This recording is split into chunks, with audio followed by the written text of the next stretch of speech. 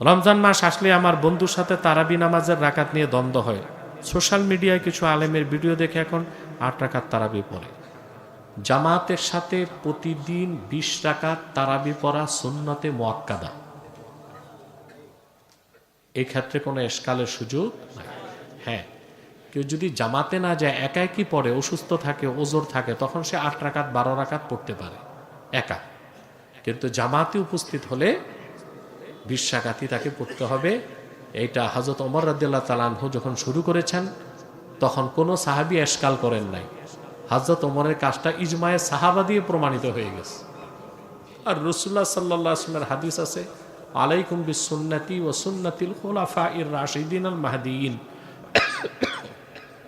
আমার সুন্নত তোমাদের উপর মানা যেমন আবশ্যক, আমার 4 খোলাফায়ে রাশিদিনের অনুসরণও তোমাদের উপর আবশ্যক। আমার এই বিষয়ে 1 ঘন্টার উপর একটা ডিবেট আছে, এটা দেখবেন আব্বাসি টিভি লিমিটেডে। তারাবি 20 রাকাত না 8 রাকাত, আমরা প্রচুর হাদিস উল্লেখ করে দলিল দিয়েছি। তারাবির নামাজের তেলাওয়াতে ভুল করলে পেছনের হাফেজ লোকমা দেন, কিন্তু ইমাম লোকমা নেননি, এখন কি সেই নামাজ হবে? দেখুন, যদি ইমাম সাহেব কোনো রাকাতে 3 আয়াত পড়ে ফেলেন বা 3 আয়াতের সমান 1 আয়াত পড়ে ফেলেন, তারপর যদি লোকমা না নেন, নামাজ সহি হয়ে যাবে, কিন্তু খতম তারাবির সওয়াব থেকে তো বঞ্চিত হবেন। রমজানে কোন আমলগুলো বেশি করব? কোরআন তেলাওয়াত, দুরূদ সালাম পড়বেন, নফল ইবাদত বেশি করবেন।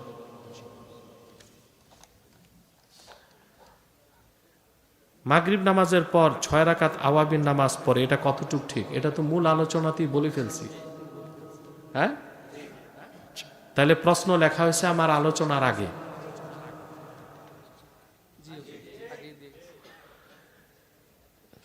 আমাদের এলাকায় অনেক মসজিদ মাহফিল করে, তারপর জিকির করে ইল্লাল্লাহ ইল্লাল্লাহ। কেউ বলে এটা ঠিক না, কেউ বলে ঠিক না। শুধু ইল্লাল্লাহ জিকির করা সুন্নতের খেলাফ, এবং এটা বেদাতে সাইয়্যা হবে, হাসানা হবে না। কারণ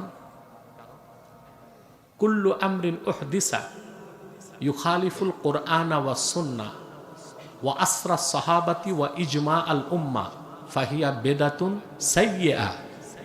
প্রত্যেক নব আবিষ্কৃত সেই কাজ কর্ম যা কোরআন, সুন্নাহ, সাহাবায়ে কেরামের আমল ও ইজমায়ে উম্মতের বিরোধিতা করে, ওটা বেদাতে সাইয়্যা। তো এখন এই যে ইল্লাল্লাহ জিকির, এটা কোরআনেরও খেলাফ, সুন্নারেও খেলাফ। কোরআনের খেলাফও, সুন্নারও খেলাফ। কোরআনে আল্লাহ কি বলছেন? ফা'লাম আন্নাহু লা ইলাহা ইল্লাল্লাহ। মুহাম্মদ সাল্লাল্লাহু আলাইহি সাল্লাম, আপনি জেনে রাখুন নিশ্চয় আল্লাহ ছাড়া কোনো ইলাহ নাই। তো কোরআন মোতাবেক জিকির করলে শুধু ইল্লাল্লাহ জিকির হবে না, লা ইলাহা ইল্লাল্লাহ।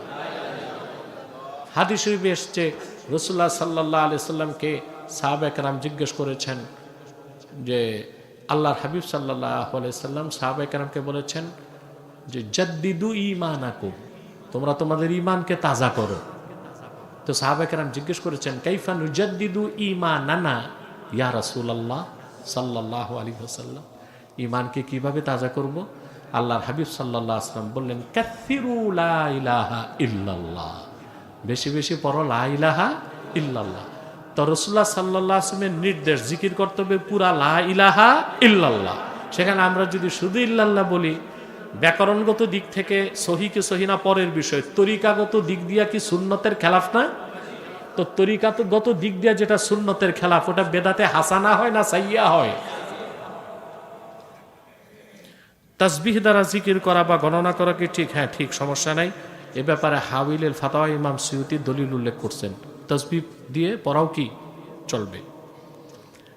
দরুদ ইব্রাহিম এর বাহিরে, দরুদ ইব্রাহিম নামাজের বাহিরে পড়া যায় কিনা? হ্যাঁ, পড়া যাবে, কিন্তু সওয়াব কম। কারণ দরুদ ইব্রাহিমটা, এটার উরুদ কেন? ওয়াজহুল উরুদ কি? প্রত্যেকটা হাদিস, অনেক হাদিসের ওয়াজহুল উরুদ আছে না? যেমন কোরআনের অনেক আয়াতের সাবাবুল নুজুল আছে, তা হাদিসের কি? সাবাবুল উরুদ। তো এটা পুরা স্পষ্ট বুলুগুল মারামে এসেছে। সাহাবায়ে কেরাম আল্লাহ রাসূল সাল্লাল্লাহু আলাইহি ওয়াসাল্লামকে জিজ্ঞেস করেছেন, কাইফা নুসাল্লি আলাইকা ফি সালাতিনা ইয়া রাসূলুল্লাহ সাল্লাল্লাহু আলাইহি ওয়াসাল্লাম, নামাজের মধ্যে কিভাবে আপনার উপর দরুদ পড়ব। তখন আল্লাহর হাবিব খাসভাবে শিক্ষা দিয়েছেন, আল্লাহুম্মা সাল্লি আলা মুহাম্মাদ ওয়া আলা আলি মুহাম্মাদ কামা সাল্লাইতা আলা ইব্রাহিম ওয়া আলা আলি ইব্রাহিম ইন্নাকা হামিদুম মাজিদ।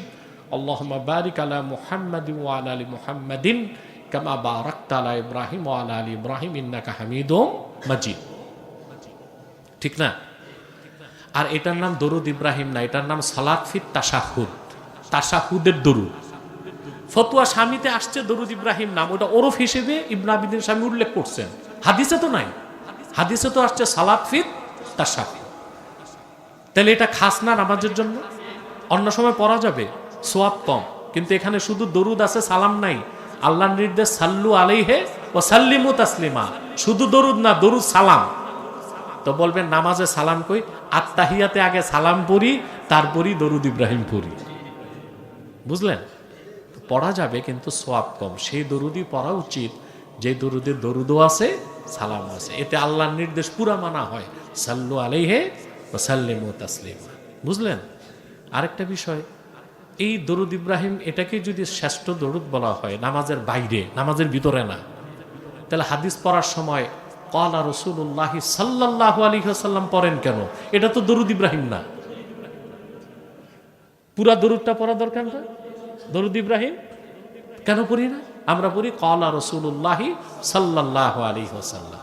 যে দরুদ ইব্রাহিম ছাড়া দরুদ না থাকে বা এটাই সেরা দরুদ হয়, তা আমাদের হাদিস পড়া উচিত কিভাবে? ক্বালা রাসূলুল্লাহ আল্লাহুম্মা সাল্লি আলা মুহাম্মাদিন ওয়া আলা আলি মুহাম্মাদিন কামা সাল্লাইতা আলা ইব্রাহিম ওয়া আলা আলি ইব্রাহিম ইন্নাকা হামিদুম মাজিদ। আল্লাহুম্মা বারিক আলা মুহাম্মাদিন ওয়া আলা আলি মুহাম্মাদিন কামা বারাকতা আলা ইব্রাহিম ওয়া আলা আলি ইব্রাহিম ইন্নাকা হামিদুম মাজিদ। তা তো বুখারী শরীফ খতম করতে 10 বছর লাগে। ওখানে তো আমরা দুরূদ শরীফ পড়তেছি সাল্লাল্লাহু আলাইহি ওয়াসাল্লাম, কারণ ওখানে সালাতও আছে, সালামও আছে, শব্দ কম আছে। একদম কুতুবুস সিত্তা, সিয়াহ সিত্তা ও অন্যান্য হাদিসের কিতাব থেকে আমি 40টা সিগায় দরুদ শরীফ পাইছি। কতটা সিগা? 40টা সিগা। এগুলো হচ্ছে বাড়াবাড়ি, এগুলো করা উচিত না। কেউ দরুদ ইব্রাহিম পড়তে চাইলে নামাজের বেড়ে পড়বে, কোনো সমস্যা নাই, কিন্তু এটাই পড়তে হবে, এছাড়া আর দরুদ নাই, এটাই সেরা দরুদ। এটা একটা মূর্খতা ছাড়া আর কিছু না। তাফসিরের কিতাবে ব্যাপক ব্যাখ্যা আছে। আর রাহমানু ফিদ দুনিয়া ওয়ার রাহিমু ফিল আখিরা। আল্লাহ দুনিয়াতে রহমান সবার জন্য, কাফের, মুশরিক, বেঈমান, মুতাওয়াহিদ, মুশরিক, নামাজি, বেনামাজি সবাইকে তিনি রিজিক দেন, সাহায্য করেন, লালন পালন করেন। এই জন্য তিনি রাহমান। আর রাহিমু ফিল আখিরা, আখিরাতে তিনি শুধু মুমিনদেরকে দয়া করবেন, সেখানে ওনার রাহমাত মুমিনদের জন্যই খাস। সুবহান যে শব্দটা, এটা আলাম, আলামুল লিত্তাসবিহ। মুহাদ্দিসগণ বলেন সুবহান হচ্ছে লাজিমুন নাসাব, ওয়াজিবুল ইজাফা। এটা যখনই আসবে এজাফতের সাথে আসবে, আর যখনই আসবে নসব হবে। কারণ সুবহানটা হচ্ছে আলামুল লিত্তাসবিহ কা উসমানা আলামুল লিররাজুল। যখন ব্যক্তির নাম হয় ওসমান, সেভাবে আল্লাহর তসবিহ প্রকাশ করার জন্য আল্লাহ সুবহান শব্দটাকে আলাম হিসেবে খাস করে নিয়েছেন। সুবহান আল্লাহর অর্থ উনাজ্জিহুল্লাহ আজ্জা ওয়া জাল্লা মিন কুল্লি নাকসিন ওয়া আইবিন মা লা ইয়ালিকু বিশানিহি। সুবহান আল্লাহর অর্থই আমি আল্লাহর পবিত্রতা ঘোষণা করছি, সকল অপবিত্র, অপরিপূর্ণতা ও নাকস থেকে যেই সমস্ত কথা কাজ আল্লাহর শানের খেলাফ। আর এখানে ওয়াবি হামদিহি যে এসেছে, এটার ব্যাখ্যায় মুহাদ্দিসগণ বলেন যে এটা হচ্ছে ওয়াওটালিল হাল, ওয়াওটালিল হাল। আই উসাব্বিহুহু মুলতাবিসাম বিহামদি লাহু মিন আজলি তৌফিকিহি লি লিত্তাসবিহি ওয়া নাহউহি। অর্থাৎ মহাপবিত্র আল্লাহ তাআলা, যার পবিত্রতা ঘোষণা করছি, তার প্রশংসা আদায় করার মাধ্যমে, যেহেতু তিনি আমাকে তার পবিত্রতা ঘোষণার তৌফিক দিয়েছেন। ওয়া সুবহানাল্লাহি ওয়া বিহামদি সুবহানাল্লাহিল আযীম। আযীম, মহান, পবিত্র আল্লাহ তাআলা, যিনি সকল দৃষ্টিকোণ থেকে আজিম বা মহান। এখন আমরা আল্লাহর পবিত্রতা ঘোষণা করি বা না করি, আল্লাহ তো পবিত্রই, তো পবিত্রতা ঘোষণা করার দরকারটা কি? একটা প্রশ্ন আসে না? বলেন। দেখুন, এটা সুন্দর জবাব আরিফুনরা দিচ্ছেন। আরিফুন, যারা আল্লাহর মারেফত লাভ করছে। আল্লাহ পবিত্র আজাল থেকে, পবিত্র থাকবেন লিল আবাদ। তো পবিত্রতা ঘোষণা অর্থ কি? এই যে সুবহান আল্লাহ মানে উনাজ্জিহুল্লাহ আজ্জা ওয়া জাল্লা মিন কুল্লি আইবিন ওয়া নাকসিন, আল্লাহর পবিত্রতা ঘোষণা করছি। এটা তিন ভাবে করতে হবে, জেহনান, কলবান, আমালান। অর্থাৎ জেহেনে এই ধারণা আনতে হবে আল্লাহ সকল অপবিত্রতা থেকে, দুর্বলতা থেকে, সকল নাকস থেকে পবিত্র। এটা ধারণ করতে হবে জেহেনে, বিশ্বাস করতে হবে অন্তরে, প্রমাণ দিতে হবে কাজে। এখন এই তিন ভাবে আল্লাহর পবিত্রতা আদায় হয় সালাতে। এই জন্য সালাতকেও হাদিসে তাসবিহ বলা হয়েছে। যেমন সহিহ বুখারীর হাদিস, হাদাসানা আদম ক্বালা হাদাসানা ইবনু আবি যায়ব আন যুহরি আন উরওয়াতা আন আয়েশা উম্মুল মুমিনিন রাদিয়াল্লাহু আনহা ক্বালাত মা রাআইতু রাসূলুল্লাহ সাল্লাল্লাহু আলাইহি ওয়াসাল্লাম সাব্বাহা সুবহাতাদ দুহা ওয়া ইন্নী লা উসাব্বিহুহা। আম্মা জান আয়েশা রাদিয়াল্লাহু তাআলা আনহা বলেছেন, আমি কখনোই রাসূলুল্লাহ সাল্লাল্লাহু আলাইহি ওয়াসাল্লামকে সালাতুদ দুহা পড়তে দেখি নাই। বুঝলেন? আমি সালাতুদ দুহা পড়ি, এটা আম্মা জান আয়েশার জানা ছিল না। বুখারী শরীফের অন্য হাদিসে আছে যে মক্কা বিজয়ের দিন রাসূলুল্লাহ সাল্লাল্লাহু আলাইহি সাল্লাম নামাজ পড়ছেন সালাতুদ দুহা। আন্না রাসূলুল্লাহ সাল্লাল্লাহু আলাইহি সাল্লাম, সেটা হাদিসে আসছে, কামা রাসূলুল্লাহ সাল্লাল্লাহু আলাইহি ওয়াসাল্লাম ইলা গুসলিহি ফাসাতারাত আলাইহি ফাতিমাতু সুম্মা আখাযা থাওবাহু ফালতাহাফা বিহি সুম্মা সাল্লা সামানা রাকআতিন সুবহাতাদ দুহা। এই হাদিসে দেখা যায় রাসূলুল্লাহ সাল্লাল্লাহু আলাইহি ওয়াসাল্লাম ফতে মক্কার দিন ৮ রাকাত সালাতুদ দুহা পড়ছেন। কিন্তু আম্মা জান আয়েশা দেখেন নাই, এজন্য বলছেন রাসূলুল্লাহ সাল্লাল্লাহু আলাইহি ওয়াসাল্লাম কখনো সালাতুদ দুহা পড়েন নাই। এটা আম্মা জান আয়েশা জানা ছিল না, কিন্তু রাসূলুল্লাহ সাল্লাল্লাহু আলাইহি ওয়াসাল্লাম সালাতুদ দুহা পড়েছেন। ওই সালাতুদ দুহাটাই সালাতুল আওয়াবিন। সালাতুদ দুহাটাই আমাদের দেশের মানুষ মনে করে মাগরিবের পর 6 রাকাত কি সালাতুল আওয়াবিন। না, পুরা একদম সহিহ মুসলিম স্পষ্ট হাদিস আসছে, সালাতুল আওয়াবিনা হিনা তারমাদুল ফিসাল। উটের বাচ্চা যখন গরমে হাঁসফাঁস করে তখন যে নামাজ, ওটা সালাতুল আওয়াবিন। এটা সহিহ মুসলিমের রাওয়ায়াত। তো উটের বাচ্চা গরমে হাঁসফাঁস করে কি মাগরিবের পর না জোহরের আগে? কখন? আব্দুল্লাহ ইবনুল মুবারক থেকে একটা রেওয়ায়েত আসছে যে মাগরিবের পর 6 রাকাতকে তিনি সালাতুল আওয়াবিন বলেছেন। ওইটা আওয়াবিন তাওয়াবিন অর্থে। কি অর্থে? এখন উসুলে হাদিসের নিয়ম কি? সহিহ মুসলিমের সহিহ রেওয়ায়েত তারজি পাবে না আব্দুল্লাহ ইবনুল মুবারকের হাসান হাদিস তারজি পাবে? তারজিহের দিক দিয়েও সহিহ মুসলিমকে তারজি দিতে, আর ওইখানে তাদবিকের সুযোগ আছে। আওয়াবিন মানে তাওয়াবিন। তাহলে মূলত আওয়াবিন নামাজ কোনটা? আরে ভাই, চাষতের নামাজ। চাষতের নামাজ যেটারে চাষতের নামাজ বলে, চাষ ফার্সিতে বলে নাস্তাকে। নাস্তার সময় যে নামাজ, এটা কি আওয়াবিন নামাজ। এটাকে সালাতুদ দুহা বলা হয়েছে। বুঝলেন? এটা হচ্ছে 10টার পরে জাওয়ালের আগ পর্যন্ত যে নামাজ, এটাকে কি বলা হয়? সালাতুদ দুহা। এটাকে বলা হয়েছে সালাতুল আওয়াবিন। এটাকে ফার্সিতে বলা হয় চাশত। তা আমি কি বুঝাইলাম? যে নামাজের ক্ষেত্র তাসবিহ শব্দ এসেছে কেন? কারণ আল্লাহর পবিত্রতা ঘোষণা যে করা হয় জেহনান, কলবান, আমালান, এই 3 পদ্ধতিতে হয় শুধু নামাজে। কিসে? নামাজের মধ্যে হয়। আমরা কথাগুলো বুঝলাম তো? সুবহানাল্লাহি ওয়া বিহামদিহি সুবহানাল্লাহিল আযীম, এই তাসবিহ দুটার ফজিলত অনেক বেশি। শুধু মৌখিক উচ্চারণ করলেও হাদিস শরীফে আসছে সাগরের ফেনা পরিমাণ গুনাহ যদি কারো থাকে 100 বার যদি পড়ে তার সব গুনাহ আল্লাহ মাফ করে দিবেন। কিন্তু এটা হতে হবে শুদ্ধ উচ্চারণ, সহি এরাদা, সহি আকীদার সাথে, ঠিক না? আপনারা যারা সাধারণ জনগণ আছেন এই তসবিহটা বেশি পড়বেন, সুবহানাল্লাহি ওয়া বিহামদিহি সুবহানাল্লাহিল আযীম। আমাদের সোনালী ইতিহাস প্রমাণ করে এরকম অনেক বুজুর্গানে দিন ছিলেন, আরিফিন, সালিকিন, যারা আল্লাহ তাআলার মারিফত অর্জন করেছে। তারা কখনো মাদ্রাসায় পড়ে নাই, কিন্তু তারা দাকাইকুল উলুম আল ফুনুন, বিভিন্ন ইলম ও ফানের দাকিক বিষয়গুলো তারা বুঝতেন। তার কারণ তারা ইলম অর্জন করতে পারেন নাই, ইলমকে অনুভব করতে পেরেছেন।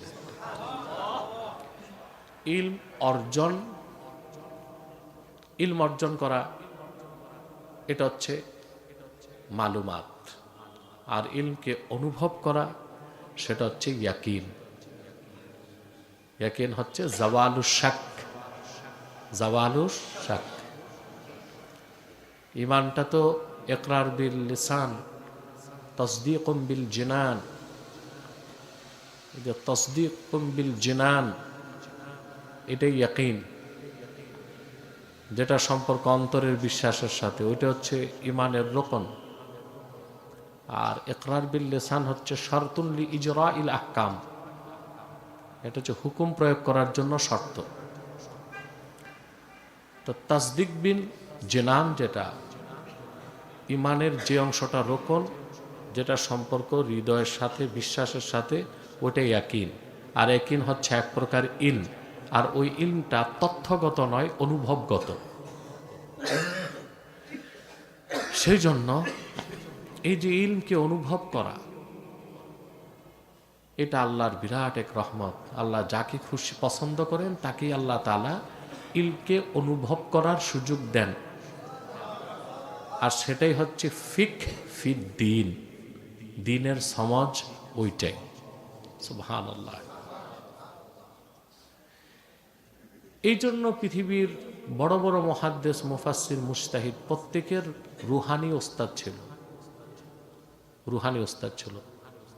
ইমাম আজমের রুহানি ওস্তাদ ছিল বাহলুল, ফখরুদ্দিন রাজির রুহানি ওস্তাদ ছিল নাজমুদ্দিন কোবরা রাহিমাহুল্লাহ। শাওলিউল্লাহ মুহাদ্দিস দেহলভী এত বড় মুহাদ্দিস ছিলেন, তার রুহানি ওস্তাদ ছিল। আব্দুল আজিজ মুহাদ্দিস দেহলভী, ওনার রুহানি ওস্তাদ ওনার পিতা। এভাবে পৃথিবীতে কোরআন হাদিসের ইলমকে যারা তাহাম্মুল করেছে, বহন করেছে, তারা একদিকে শরীয়তের ইলম রাখতেন, হাকিকতের ইলম, মারেফতের ইলম, সবটা ইলমই তারা রাখতেন। আর এই সব ইলমের মাসদার হচ্ছে কোরআন এবং সুন্নাহ। এর বাইরে কোনো শরীয়ত নাই, তরিকত নাই, হাকিকত নাই, মারেফতও নাই। মারেফত কোনটা? যেটা সাধারণ জনগণের দৃষ্টিতে ধরা পড়ে না, গোপন। কিন্তু গোপনটা এমন না যেটা কারো চোখেই ধরা পড়বে না, চেষ্টা করলে যে কেউ দেখতে পারবে। যেটা একটা হচ্ছে জাহিরি ইলম, যেটা বাসার ইদরাক করে, আর ইলমুল বাতিন, যেটা ইলমুল মারিফা, ওটা বাসিরাত ইদরাক করে।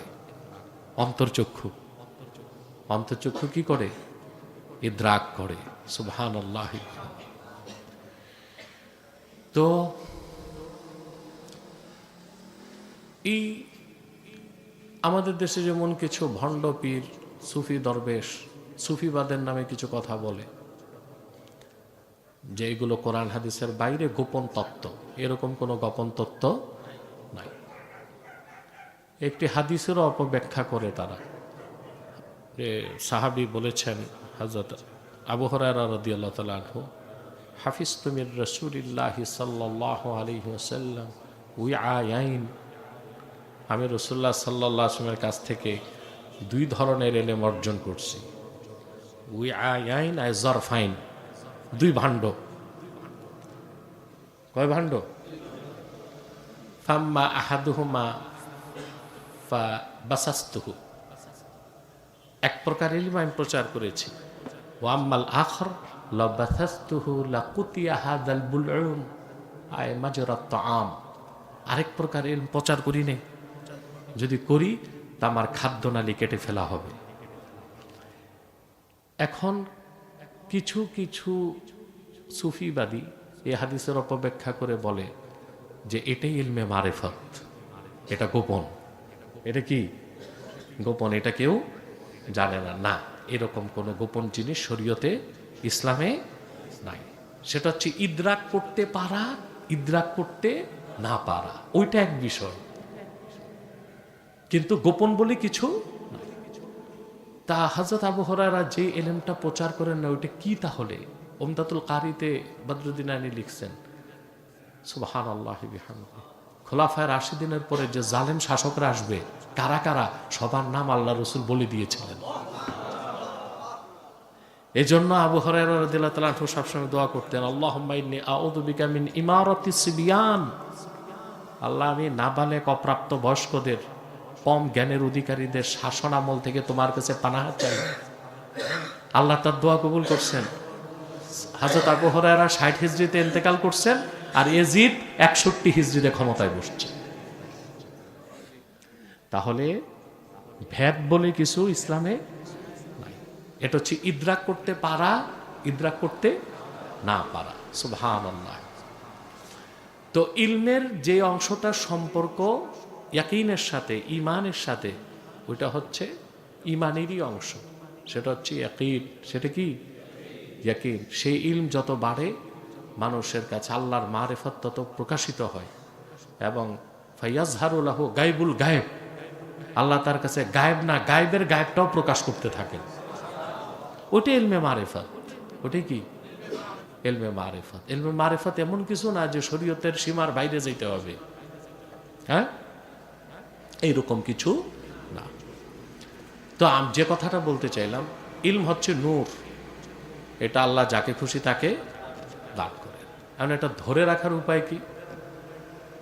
ইলম যে ব্যক্তি যতটুক পেল, সে ততটুক যদি আমলে বাস্তবায়ন করে, তখন আল্লাহ তাকে ইলমে লাদুন্নি দান করেন। এটা ছাত্রদের মনে রাখতে হবে। ইলম যেটা বান্দা যতটুক অর্জন করে, সেটাকে সে যদি আমলে বাস্তবায়ন করে, তখন আল্লাহ তাআলা তাকে সেই ইলম দান করেন যেটা সে কখনো কোনো কিতাবে পড়ে নাই। সুবহানাল্লাহ। তাহলে এটা হচ্ছে একটা বিষয়। দ্বিতীয় হচ্ছে, এই ইলম সিনার মধ্যে যখন চলে আসে, এর শত্রু হচ্ছে দুইটা। কয়টা? একটা হচ্ছে কিবির, অহংকার। একটা হচ্ছে কিবির, অহংকার। আরেকটা হচ্ছে জুনুব, গুনাহ। মানুষ যখন খুব বেশি গুনায় লিপ্ত হয়, তখন আল্লাহ তাআলা ইলমের নূরকে তার থেকে সরায় দেন। আরেকটা হচ্ছে কিবির বা অহংকার। ইবলিসও ইলম অর্জন করেছিল, কিন্তু তার ইলমের সাথে তার অন্তরে কিবির ঢুকছিল, এই জন্য সে কি হয়েছে? বরবাদ হয়ে গেছে। আদম আলাইহিস সালাম ইলম অর্জন করছেন, ওয়া আল্লামা আদামাল আসমাআ কুল্লাহা। হযরত আদমের সিনায় ইলমের সাথে তাওয়াদু, বিনয় ঢুকছে। এই জন্য ইবলিস গুনাহ করার পর তওবা করে নাই। আদম আলাইহিস সালাম গুনাহ করছে বলবো না, বলতে পারি আমরা? হ্যাঁ, তা আল্লাহ যে বলছেন ফা আসা আদম রাব্বাহু ফাগাওয়া, ওটা আল্লাহ বলছেন, আমি তো বলতে পারি না। বলতে পারি? এটাই অনেক মানুষ বুঝে নাই। কোরআন শরীফে আসছে আদম নাফরমানি করছে, তারপরে পথভ্রষ্ট হয়েছে। আরে কোরআন শরীফে যা আছে কথাটা কার? কার ন্যারেশন? আমি এমনি বলতে পারি আল্লাহ কোরআন শরীফে বলছেন আদম এটা করছে, আমি সিদ্ধান্ত হিসেবে বলতে পারি না আদম এটা করছে, ঠিক না? আমরা এতটুকু বলতে পারি তিনি ভুল করেছেন। ইবলিস ভুল করার পর তওবার পথ বেছে নেয় নাই, কারণ তার ইলমের সাথে ছিল কিবির। কি ছিল? আদম আলাইহিস সালাম ভুল করার পর তওবা করছেন, কারণ তার ইলমের সাথে ছিল তাওয়াদু, বিনয়। তা তোমাদের যে জিনিসটা খেয়াল রাখতে হবে, ইলম যত অর্জন হবে তত তাওয়াদু লাগবে। কি লাগবে? সেজন্য সোহবত লাগবে, আল্লাহওয়ালাদের সোহবত লাগবে। হযরত ফখরুদ্দিন রাজি যখন নাজমুদ্দিন কোবরা রহমতুল্লাহর সোহবতে গেলেন, তো ফখরুদ্দিন রাজির মধ্যে কিছুটা ইলিমের উত্তাপ নাজমুদ্দিন কোবরা অনুভব করছেন, কিছুটা। এত বড় বুজুর্গ হাস্তি ফখরুদ্দিন রাজি রহমতুল্লাহ, তার ক্ষেত্রে আমরা বলবো না যে অহংকার ছিল, ইলিমের উত্তাপ। তা নাজমুদ্দিন কোবরা বলছেন, তুমি 40 দিন কিতাব ধরবা না, 40 দিন কোনো কিতাব ধরবা না, তুমি যে অমুক পাহাড়ে চিল্লা দাও। কি দাও? এটা ঘুরি ঘুরি চিল্লা না, পাহাড়ের চিল্লা। আসলে আউলিয়া কেরাম চিল্লা মসজিদে দিতেন না, দিতেন কই? পাহাড়ে। তো চিল্লাটা হবে কই? পাহাড় পর্বতে। কারণ চিল্লার মূল উদ্দেশ্য হচ্ছে খালওয়াত। কি? একটা হচ্ছে জালওয়াত, আরেকটা হচ্ছে খালওয়াত। একটা হচ্ছে জালওয়াত, আরেকটা হচ্ছে খালওয়াত। দুটোটাই সুন্নাত। সুবহানাল্লাহ। দুটোটাই কি? হাদিস দিয়ে প্রমাণিত। জালওয়াতটা কিভাবে প্রমাণিত? রাসূলুল্লাহ সাল্লাল্লাহু আলাইহি ওয়াসাল্লাম ইরশাদ করেছেন, লা তাজালু তাইফাতুম মিন উম্মতি যাহিরিন আলাল হক লা ইয়াদুররুহুম মান খাযালাহুম হাত্তা ইয়াতি আমরুল্লাহি ওয়া হুম কাযালিক। হাদিসটি বুখারীতে আছে, মুসলিমে আছে, মেশকাতে আছে, তিরমিজিতেও আছে। সকল প্রতিকূল পরিবেশে পরিবার, সমাজ, রাষ্ট্রে থেকে হকের পক্ষে কাজ করা, এটা জালওয়াত, এটা সুন্নাত। আরেকটা হচ্ছে খালওয়াত। খালওয়াতটা হাদিস দিয়ে প্রমাণিত। ইউশিকু আইয়াকুনা খাইরা মালিল মুসলিমি গানামুন ইয়াত্তাবিউ বিহা শাআফাল জিবাল ওয়া মাওয়াকিআল কাতরে ইয়াফিররু বিদীনিহি মিনাল ফিতান। এটা বুখারী শরীফের হাদিস। রাসূলুল্লাহ সাল্লাল্লাহু আলাইহি ওয়াসাল্লাম ইরশাদ করেছেন, এমন একটা সময় আসবে যখন আম্মার উম্মতের মানুষের জন্য সর্বোত্তম পাথেয় হবে বকরির পাল, যা নিয়ে তারা চলে যাবে পাহাড় পর্বতের চূড়ায় কিংবা বৃষ্টি পতিত হবার স্থানে, পালিয়ে যাবে দিনকে রক্ষা করার জন্য। এখানে দিন মানে ঈমান, দিন মানে এটা হচ্ছে খালওয়াত। তো চিল্লার উদ্দেশ্য কি? খালওয়াত। এখন আমরা যদি মসজিদে মসজিদে যাই তো আর তো খালওয়াত হইল না, হাড়ি হান্ডি পাতিল খাওয়া দাওয়া হই চই চিল্লা চিল্লি, এটা তো আর খালওয়াতের ফায়দা দেয় না। এটা বড়জোর তালিম হয়। কি হয়? খালওয়াত হয় না।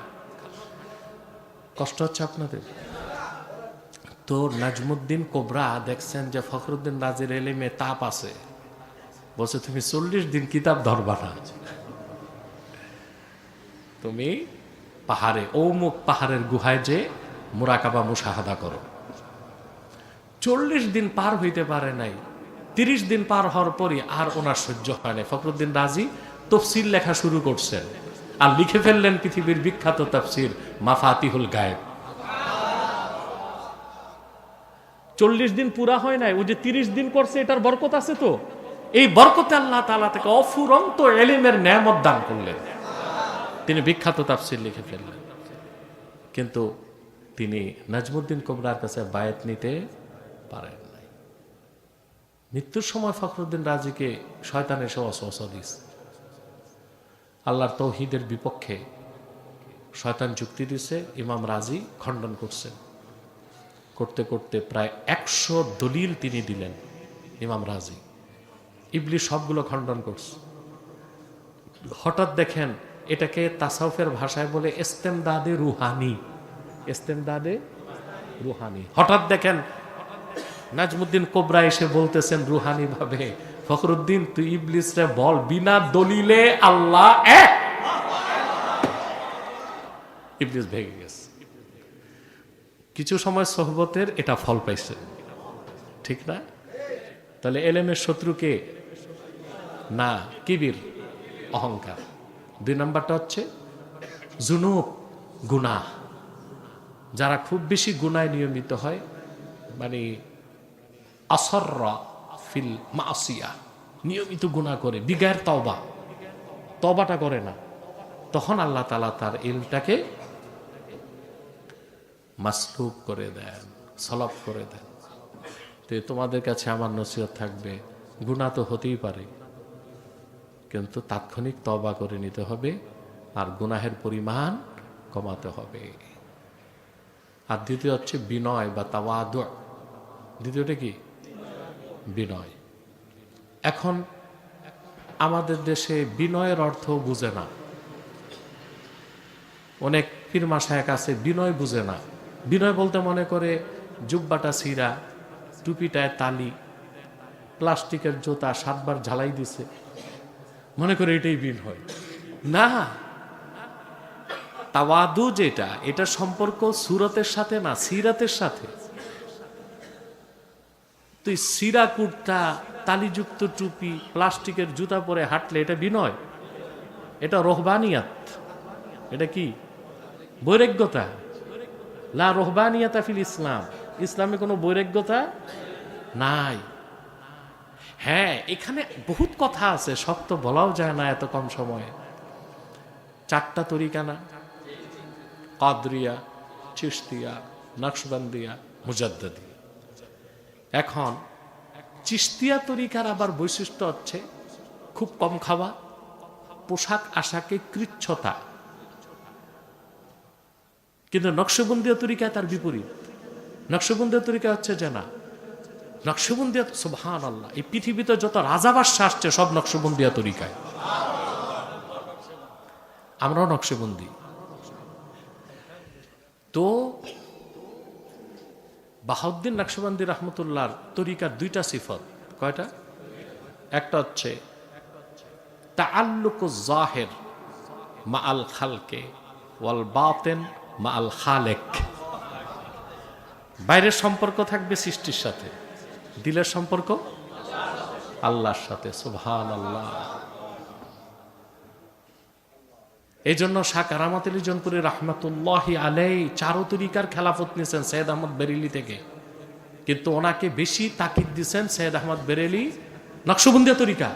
কারণ সৈয়দ আহমদ বেরেলির যুগ ছিল ইংরেজদের যুগ, তখন অফিসারদের উৎপাত বেড়ে গেছে। কাদের? অফিসারদের। শুট বুটওয়ালাদেরকে মানুষ বেশি মানতে লাগলো। তখন তিনি সৈয়দ আহমদ বেরেলি কারামাত আলী জনপুরি রহমতুল্লাহকে 4 তরিকার সবক দিয়ে নকশবন্দিয়ার তাকিদ করে বললেন, ভালো খাবা, ভালো পরবা, ভালো চলবা। এই জন্য উনি আবা পড়তেন, মাথায় সের তাজ থাকতো, নাগরা জুতা পরতেন, পালকিতে চলতেন। এটা অনেকে বুঝে নাই যে এত শান শৌকতে চলে কেন, এটা নকশবন্দীদের সিফত। এখন আপনাকে দেখতে হবে আপনি কি চিশতিয়া তরিকার সবক পালন করেন না নকশবন্দিয়া তরিকার। আমরা তো নকশবন্দি, এই জন্য দেখবেন আমাদের পোশাক আশাক চলাফেরা নিয়ে অনেকে মন্তব্য করে যে দামি কাপড় পরার দরকার কি, দামি খাওয়ার দরকার কি, দামি বাহনে চলার দরকার কি। মূর্খরা বুঝে না যে এটা নকশবন্দীদের সিফত, নকশবন্দীদের সিফত। হ্যাঁ, আর এখন তো বেশি দরকার। তো দ্বিতীয় হচ্ছে নকশবন্দীদের সিফাত। বাহাউদ্দিন নকশবন্দি রহমতুল্লাহ লেখেন, তামাসসুক বিসুন্নাহ, সর্বাবস্থায় সুন্নতের পাবন্দি, সর্বাবস্থায় সুন্নাহের পাবন্দি। তো আমার নসিহত এটাই থাকবে যে ইলমকে যতটুক শিখেছ এটা আমলে পরিণত করতে হবে, তাহলে আল্লাহ তাআলা কি দিবেন? ইলমে লাদুন্নি। আর ইলমটাকে ধরে রাখতে 2টা কাজ, একটা হচ্ছে বিনয়, একটা হচ্ছে কি? গুনাহ ছেড়ে দেওয়া। গুনাহ, বিনয়ের মানে কি? সিরা কাপড়, সিরা জুতা, সিরা টুপি না, এগুলোর সাথে তাওয়াদুর বা বিনয়ের কোনো সম্পর্ক নাই। আল্লাহর হাবিব সাল্লাল্লাহু আলাইহি ওয়াসাল্লামের সুন্নাহ, সুবহানাল্লাহ, এটা ব্যাপক। সাহাবী রাওয়ায়াত করছেন, খারাজা রাসূলুল্লাহ সাল্লাল্লাহু আলাইহি ওয়াসাল্লাম ইয়াওমান ওয়া আলাইহি জুব্বাউন কিমাতুহু 4000 দিরহাম। রাসূলুল্লাহ সাল্লাল্লাহু আলাইহি ওয়াসাল্লাম একদিন তাশরিফ নিয়ে আসলেন, ওনার জিসিম মোবারকে যে জুব্বাটা ছিল 1500 বছর আগে তার দাম ছিল 4000 দিরহাম। কারণ আরবের পাশের কোনো রোম থেকে রোমের কোনো বাদশা হাদিয়া হিসেবে পাঠিয়েছিলেন। তো দামি কাপড় পরাও কি সুন্নাত, পেলে, আর না পেলে পুরানটা পরাই খুশি মনে সুন্নাত। বুঝতে পারছেন? কিন্তু আল্লাহ সুযোগ রাখছেন, তারপরে ভালো কাপড় না পরা এটা বিনয়ের অন্তর্ভুক্ত নয়, এটা বৈরাগ্যতা। আমাদের মধ্যে অনেকে বিনয় দেখায়, মানে টুপি ছিঁড়া, কুর্তা ছিঁড়া, জুতা ছিঁড়া। খোঁজ নিলে দেখবেন বউ আছে 3টা, বাড়ি আছে 4টা, বলদ আছে 18টা। ওদিক সব ঠিক, কিন্তু এখানে এসে পোশাক আশাকে কি দেখায়? কৃচ্ছতা দেখায়। এটা কোনো কৃচ্ছতা না। তো তোমাদেরকে এটাও নসিহত থাকবে, বিনয় থাকবে মনে। কোথায়? তোমাদের বিনয়ের সুযোগ যেন বাতিলপন্থী আবার দুর্বলতা মনে না করে। রিসালা কুশাইরিয়াতে আবুল কাসেম কুশাইরি রহমতুল্লাহ লিখছেন, মমিনের বিনয় মমিনের সাথে, আর কাফেরের সাথে মমিনের তাকাব্বুর করা জায়েজ। কাফেরের সাথে তাকাব্বুর করা কি? তাকাব্বুর করা হারাম কার সাথে? মমিনের সাথে। কিন্তু কাফেরের সাথে তাকাব্বুর করা জায়েজ, কারণ কাফের বিনয়টাকে দুর্বলতা মনে করবে। কি মনে করবে? দুর্বলতা মনে করবে।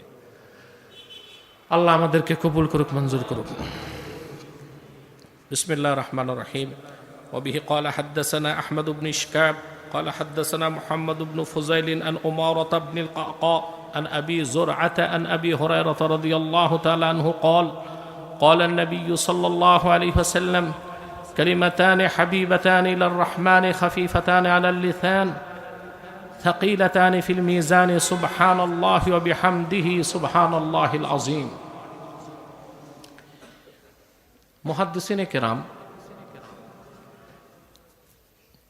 তারজামাতুল বাবে এই হাদিসে যে তারজামাতুল বাব তোমরা পড়েছো, এটার ব্যাপক ব্যাখ্যা করেছেন। কেউ কেউ বলেছেন ইন্নাল মুনাসাবাতা বাইনা তারজামাতিল বাবি ও বিহাদিসিল বাবি যাহির লিআন্না ইমাম আল বুখারী আখাযা কিতআতাম মিনাল হাদিস সুম্মা বাওয়াবা আলাইহি। অতএব তারজামাতুল বাব সম্পর্কে বেশি কথা বলার সুযোগও নেই, সময়ও নেই।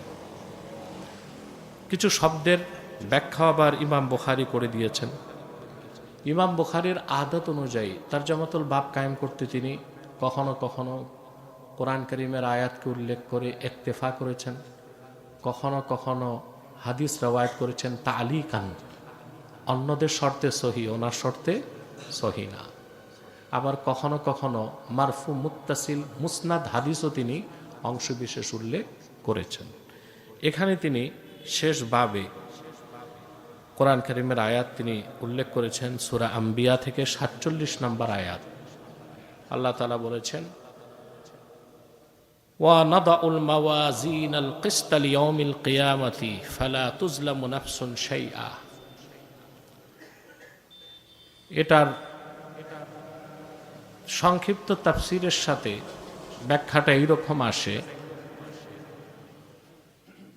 যে তোমার ওয়ানাদাউল মাওয়াজিনাল কিসতা আই জাওয়াতিল আদল, অর্থাৎ কাল কিয়ামতের দিন আমি ইনসাফপূর্ণ পরিমাপক মানদণ্ড স্থাপন করব। এখানে আমি আর দাড়িপাল্লা তর্জমাটা করলাম না, কেউ কেউ সুযোগ নিবে যে এখানে আল্লাহ বলেন আমি কাল কিয়ামতের দিন ইনসাফপূর্ণ পরিমাপক স্থাপন করব। ফালা তুজলামু নাফসুন শাইআ, সেদিন কোনো ব্যক্তির উপর নফসের উপর জুলুম করা। এই আয়াতে কারিমাকে তিনি উল্লেখ করেছেন এবং তারজামাতুল বাবকে কায়েম করেছেন, কিছু শব্দের শাব্দিক ব্যাখ্যাও করেছেন। নাদাউল মাওয়াজিন আল কিসতার ব্যাখ্যায় ইমাম বদরুদ্দিন আইনি রহমতুল্লাহ ইজমাউল মুফাসসিরিন উল্লেখ করেছেন, অর্থাৎ নাদাউল মাওয়াজিনা জাওয়াতিল কিসত, কিসত মানে আদল, অর্থাৎ ইনসাফপূর্ণ ন্যায়পরায়ণতার মানদণ্ডে উত্তীর্ণ অসংখ্য পরিমাপক স্থাপন করব। মিজান এক বচন, মাওয়াজিন বহুবচন। মিজানের পাল্লা যেটা স্থাপন করা হবে সেটা কি একটাই হবে না বহু হবে, যেহেতু বহু বচন আসছে।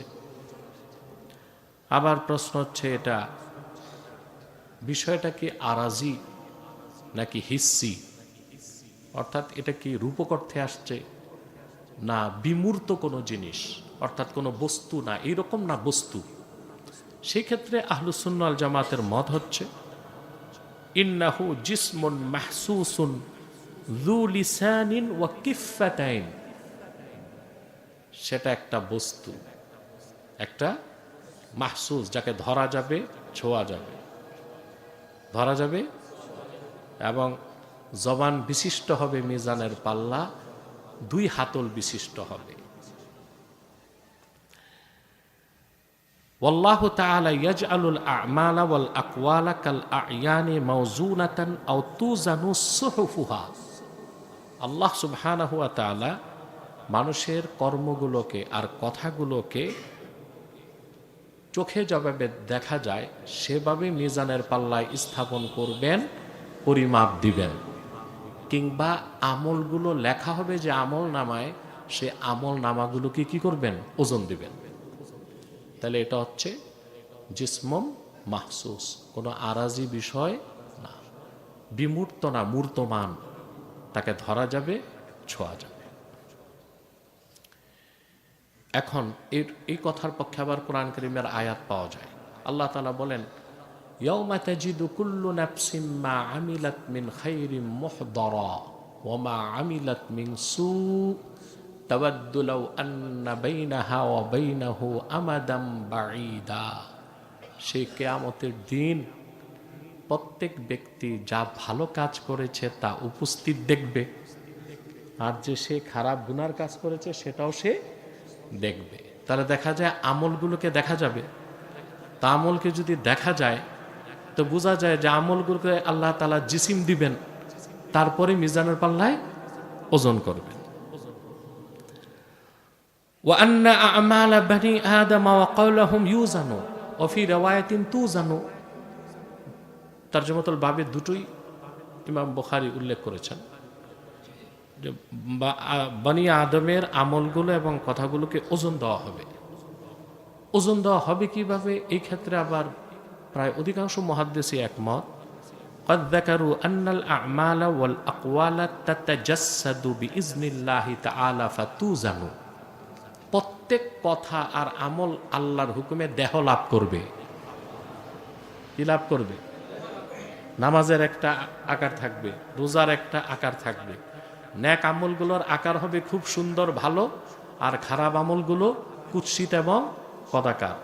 যেমন ফেরেশতার সুরতগুলো সুন্দর, শয়তানের সুরতগুলো খারাপ। এভাবে আমলগুলোকে দেহ দেওয়া হবে এবং তারপরে কি করা হবে? মিজানের পাল্লায় ওজন দেওয়া হবে। আও তুজানুস সাহাইফ আল্লাতী ফিহাল আমাল, কিংবা যেই আমল নামাগুলো, সহিফাগুলো থাকবে, এগুলোতে তো কৃতকর্ম লেখা হবে, এগুলোকে মিজানের পাল্লায় ওজন দেওয়া হবে।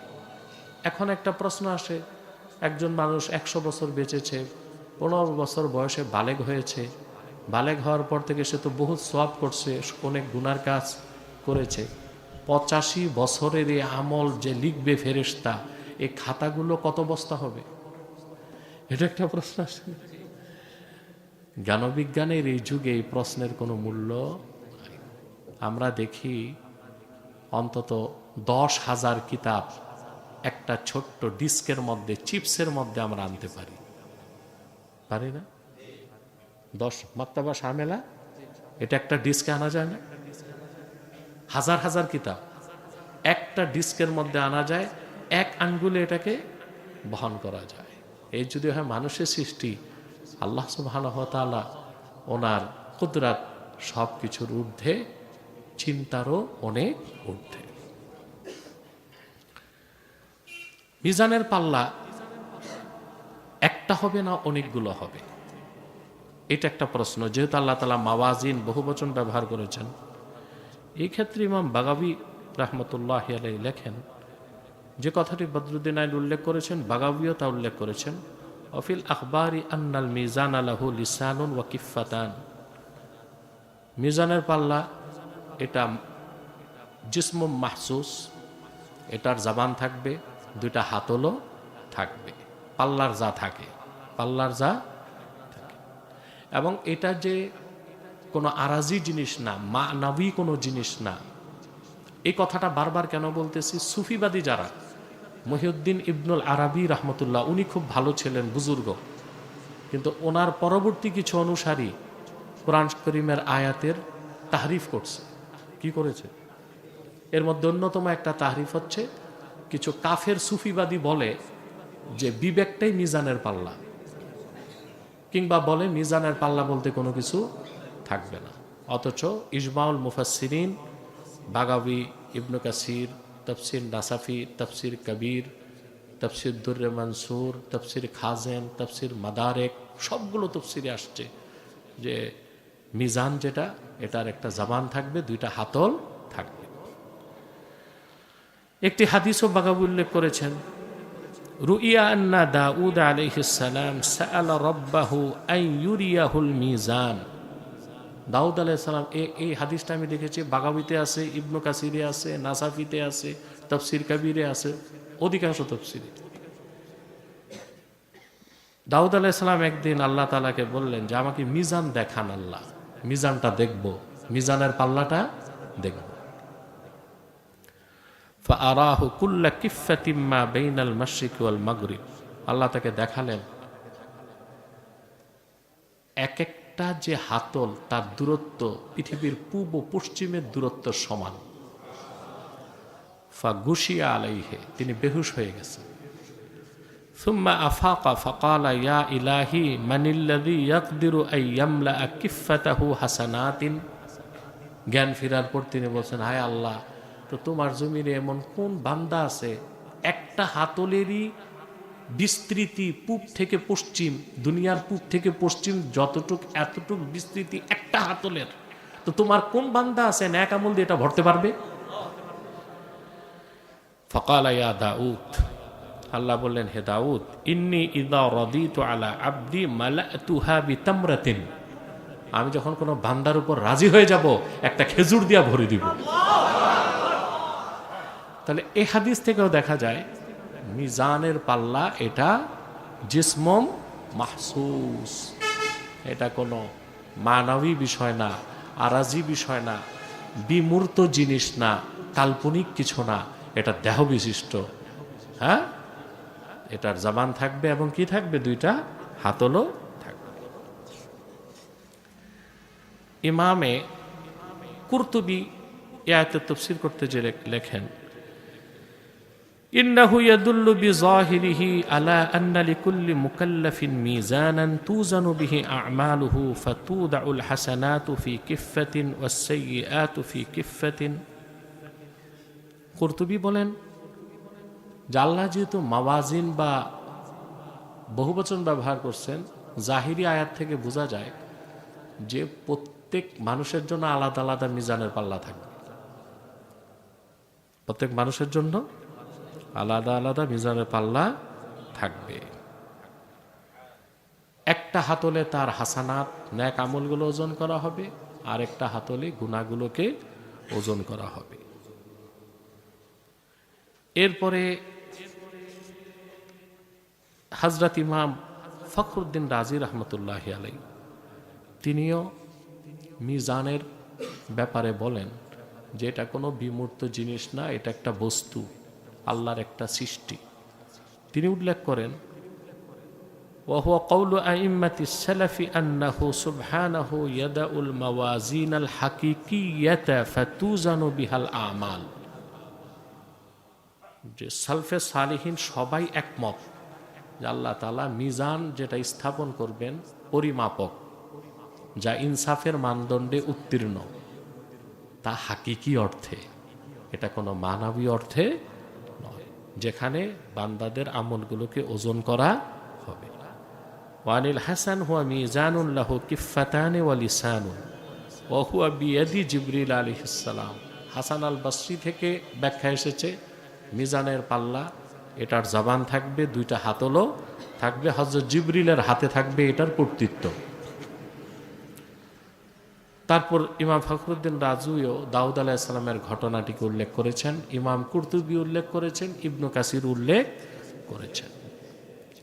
ইবনু কাসির বহুবচন কেন ব্যবহার হয়েছে তার সুন্দর একটা ব্যাখ্যা দিয়েছেন। অর্থাৎ আল্লাহ তাআলা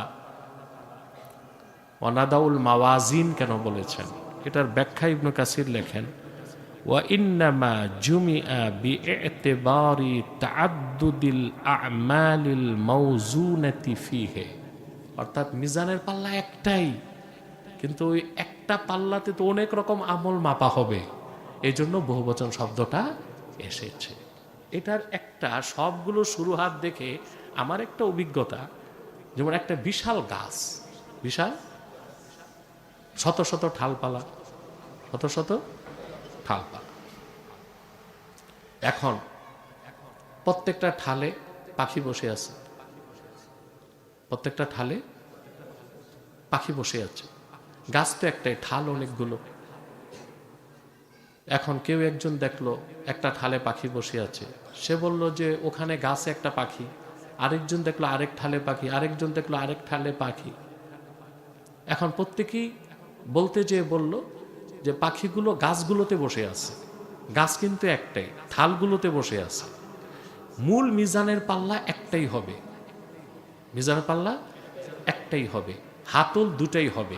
কারো কারোর মতো ওই হাতলের মধ্যে আবার ছোট ছোট হাতলই থাকবে ভিন্ন ভিন্ন আমল মাপার জন্যে। আর ইবনু কাসিরের ব্যাখ্যা সবচেয়ে স্পষ্ট যে বিভিন্ন ধরনের আমল মিজানের পাল্লায় মাপা হবে বলে আল্লাহ তাআলা মাওয়াজিন বা বহুবচন শব্দটা ব্যবহার করেছেন।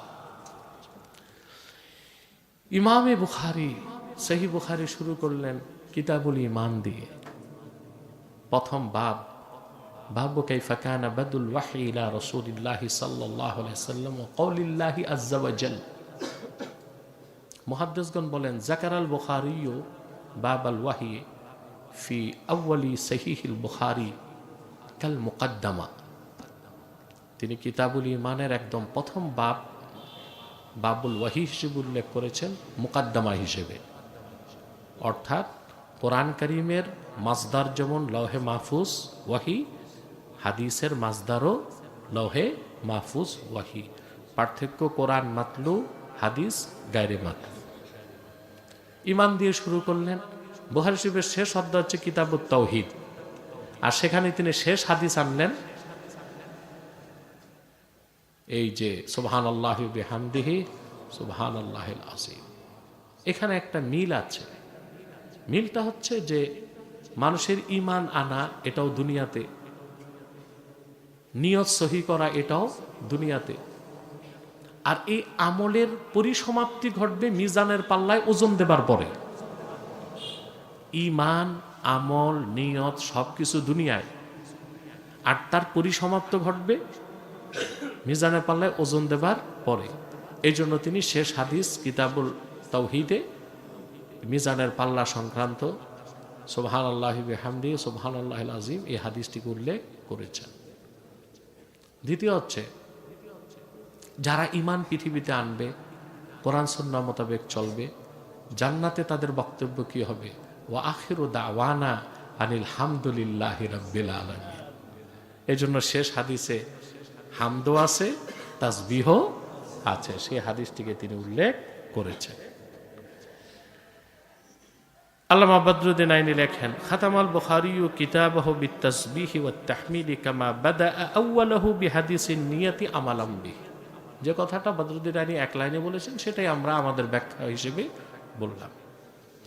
হযরত আবু হুরায়রা রাদিয়াল্লাহু তাআলা আনহু বর্ণনা করেন, ক্বালা নবী সাল্লাল্লাহু আলাইহি ওয়াসাল্লাম কালিমাতানে হাবিবাতানে ইলার রহমান। এখানে কালেমা শব্দ এসেছে কালাম অর্থে, এখানে শাব্দিক অর্থ শব্দ করার কোনো সুযোগ নাই।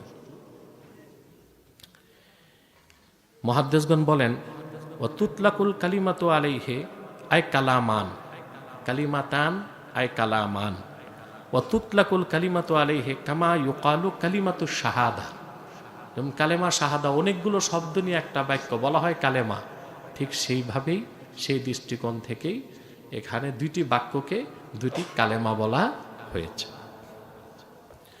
হাবিবাতান আয় মাহবুবাতান, এটা মাফউলের অর্থ দিবে, অর্থাৎ দুটো বাক্য যা অধিক প্রিয় রহমানের নিকট।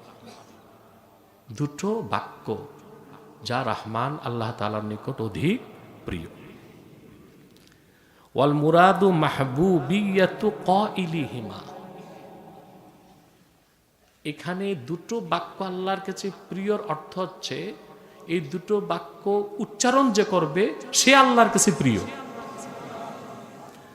ও মাহাব্বাতুল্লাহি লিল আবদি ইরাদাতু ইসালিল খাইরি ইলাইহি ওয়াত তাকরীম, এখানে আবার মুহাদ্দিসগণ স্পষ্ট করে দিয়েছেন যে আল্লাহ যে বান্দাকে মহাব্বত করবেন, এই মাহাব্বতটা মাখলুকের মহাব্বতের মতো নয়। আল্লাহ বান্দাকে ভালোবাসবেন, মহাব্বত করবেন, প্রিয় করে নেবেন, তার অর্থ হচ্ছে ইসালুল খায়ের, অর্থাৎ বান্দাকে তিনি কল্যাণ পৌঁছাবেন, সওয়াব দিবেন, আল্লাহ বান্দার কল্যাণের জন্য যা করার তা করে দিবেন। এটাই হচ্ছে বান্দাকে আল্লাহর ভালোবাসা।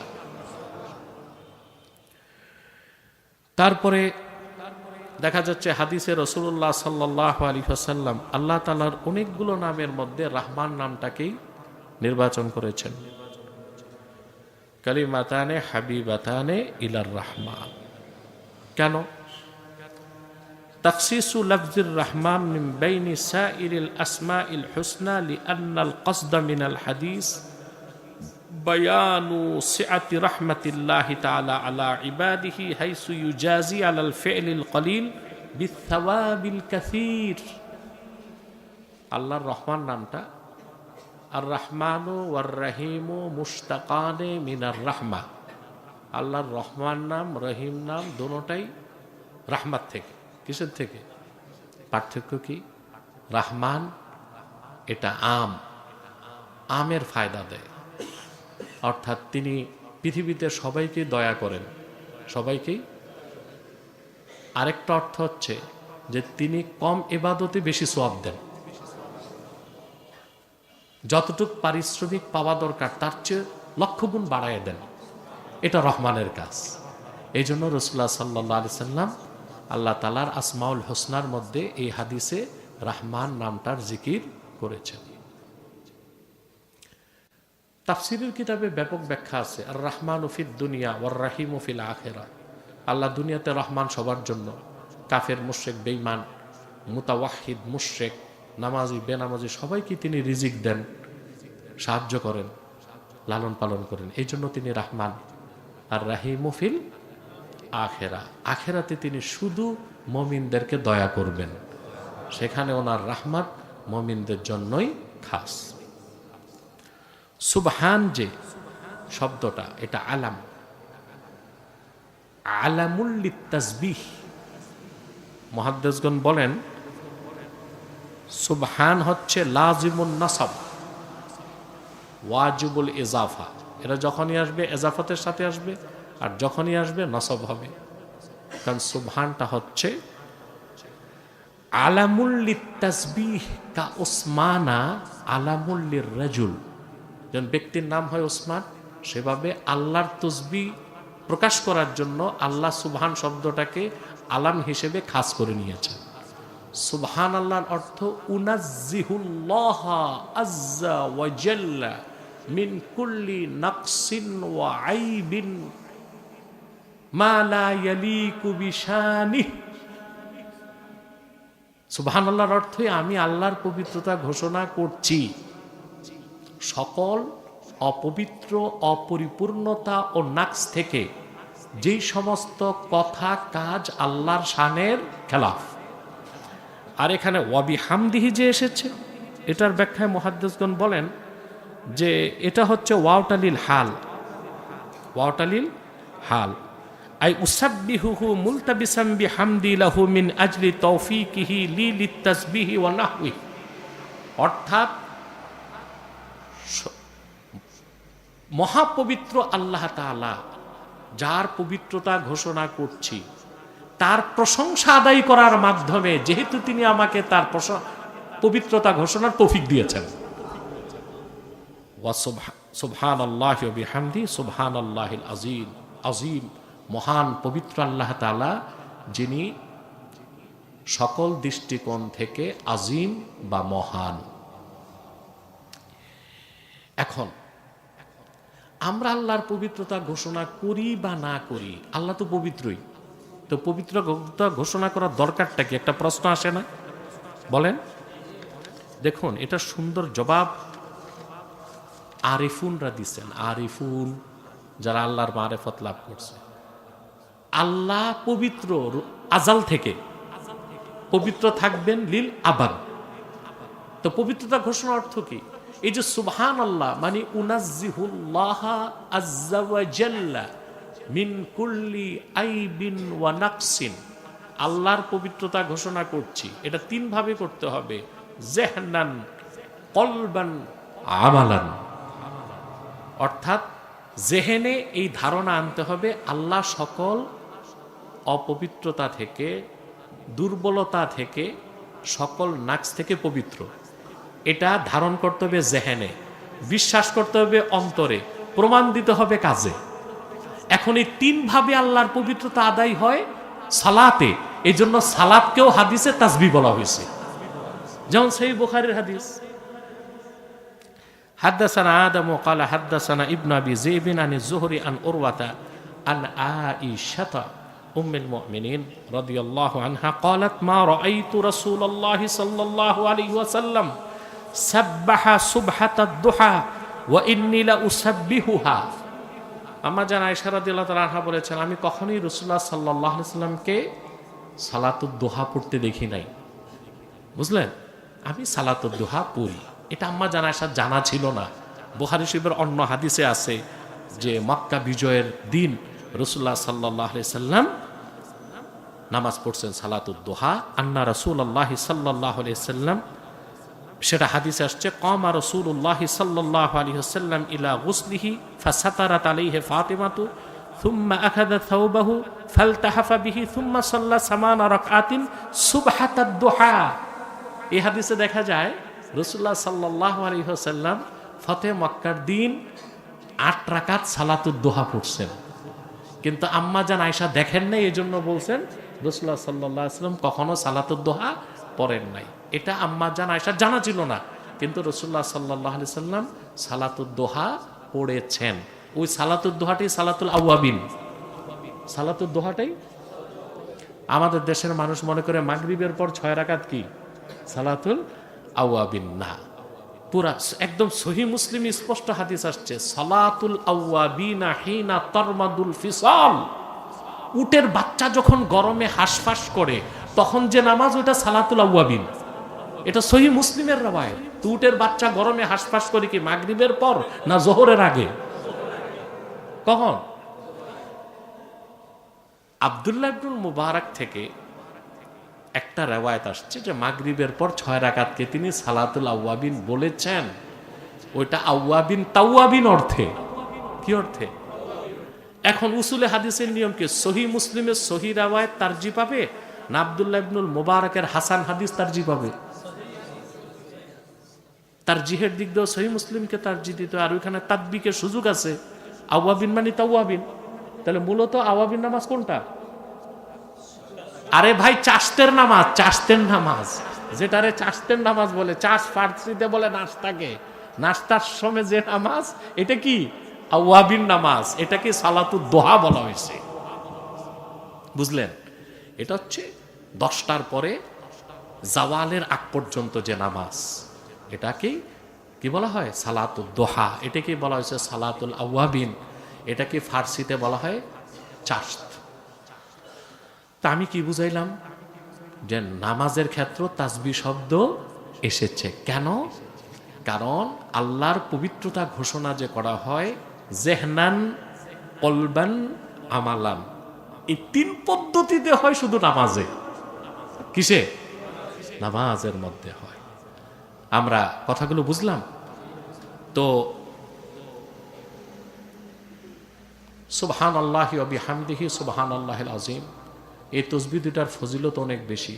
শুধু মৌখিক উচ্চারণ করলেও হাদিস শরীফে আসছে সাগরের ফেনা পরিমাণ গুনাহ যদি কারো থাকে, 100 বার যদি পড়ে তার সব গুনাহ আল্লাহ মাফ করে দিবেন। কিন্তু এটা হতে হবে শুদ্ধ উচ্চারণ, সহি এরাদা, সহি আকীদার সাথে, ঠিক না?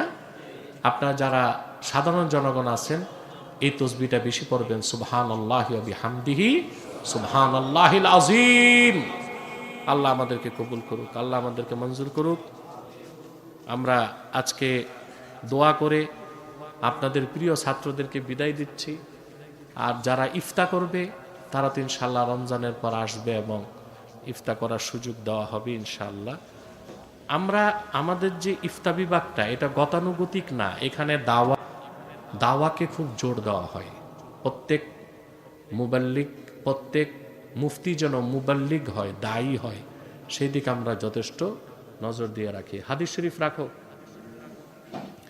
আমি সবার জন্য দোয়া চাই, বিশেষ করে প্রতিষ্ঠানের যিনি বাণী শেখুল ইসলাম আল্লামা সিদ্দিক আহমদ আব্বাসী জৌনপুরী রহমতুল্লাহ, আমার পিতা আল্লামা নেসার আহমদ আব্বাসী জৌনপুরী রহমতুল্লাহ, মুতাল্লিকিন, মুহিব্বিন, মুখলিসিন, মুরিদিন সংগঠনের কর্মী যারা এই মাদ্রাসার জন্য এত জীবন করেছে, ভবিষ্যতে করবে, আল্লাহ তাদের প্রত্যেকের জন্য দ্বীনের কর্মী হিসেবে কবুল করে নেন। আর তুলাবায়ে এজাম যারা আছে আল্লাহ যেন তাদেরকে আলেমে তাকি হিসেবে কবুল করে নেন। আউযু বিল্লাহি মিনাশ শাইতানির রাজীম, বিসমিল্লাহির রহমানির রহিম। লাকাদ জাআকুম রাসূলুম মিন আনফুসিকুম আযীযুন আলাইহি মা আনিতুম হারিসুন আলাইকুম বিল মুমিনিনা রাউফুর রহিম। ফাইন তাওয়াল্লাউ ফাকুল হাসবিয়াল্লাহু লা ইলাহা ইল্লা হু لا إله إلا هو عليه توكلت وهو رب العرش العظيم. ما كان محمد أبا أحد من رجالكم ولكن رسول الله وخاتم النبيين وكان الله بكل شيء عليما. يا أيها الذين آمنوا صلوا عليه وسلموا تسليما. اللهم صل على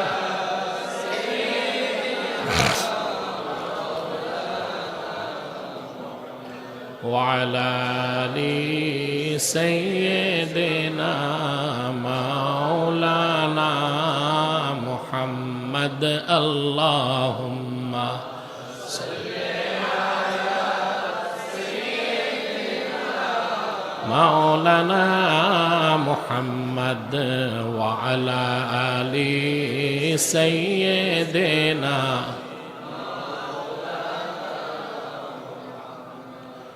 فهو الذي تم معناه وصورته ثم اصطفاه حبيبا بارئ النسم.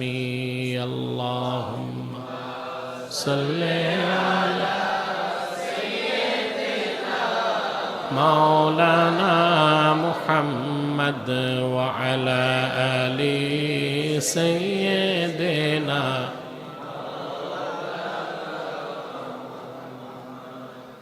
هو الحبيب الذي ترجى شفاعته لكل حول من الأهوال مقتحم. اللهم صل على سيدنا مولانا محمد وعلى آله.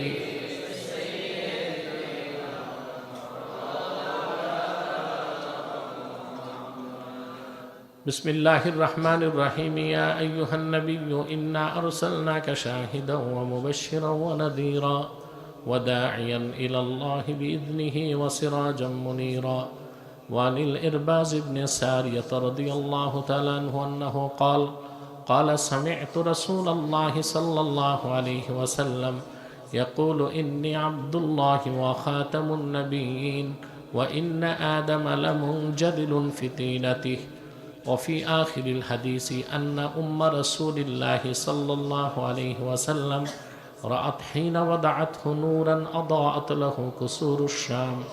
ورؤي في مواهب اللدني عن جابر بن عبد الله الأنصاري رضي الله تعالى عنهما قلت يا رسول الله صلى الله عليه وسلم بأبي أنت أمي أخبرني عن أول شيء خلقه الله تعالى قبل الأشياء قال يا جابر إن الله تعالى خلق قبل الأشياء نور نبيك من نوره فجعل ذلك النور يدور بالقدرة حيث شاء الله تعالى ختم الله بمحمد صلى الله عليه وسلم النبوة وحكما لا نبي بعده وأعلن في القرآن بالبرهان أن محمدا صلى الله عليه وسلم خاتم النبيين والمرسلين قبل 15 سنة يا معشر الحاضرين صلوا على نبيكم وسلموا تسليما كثيرا صلى الله محمد صلى الله عليه وسلم থানা মুরাদনগর জেলা কুমিল্লা।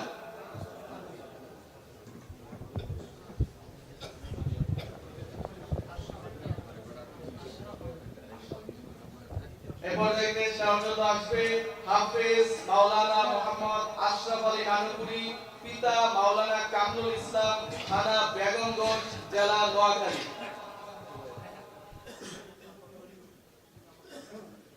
এরপর দেখতে সামনে আসবে মাওলানা শাহ জুবায়ের আহমদ, পিতা মাওলানা শাহ বশির আহমদ, থানা নবীগঞ্জ, জেলা হবিগঞ্জ।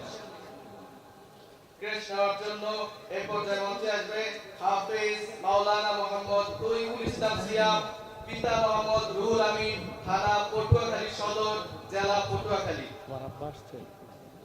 আজকে আসা দরকার ছিল না। কৃষ্ণর জন্য আসবে হাফেজ মাওলানা মোহাম্মদ সাব্বির, পিতা মোহাম্মদ আব্দুর রব, থানা চান্দিনা, জেলা কুমিল্লা। এ তো হযরত আলী। হযরত আলী কোথায়?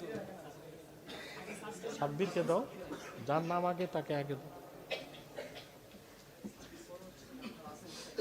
ফাইরুজ কোথায়? ক্রেশ নিচে হাফেজ মাওলানা সাব্বির আহমদ, পিতা মোহাম্মদ আব্দুর রব, থানা চান্দিনা, জেলা কুমিল্লা। এ পর্যায়ে আসবে হাফেজ তানভীর হাসান ফয়জুল্লাহ, পিতা মাওলানা আশফাকুর রহমান, থানা রায়পুর পৌরসভা, জেলা লক্ষ্মীপুর।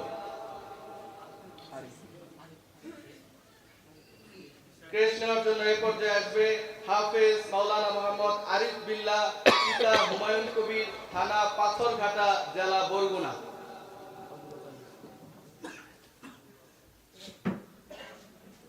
কৃষ্ণের জন্য এই পর্যায়ে আসবে হাফেজ মাওলানা মোহাম্মদ হযরত আলী, পিতা মৃত খোকন শেখ, থানা কালুখালী, জেলা রাজবাড়ী।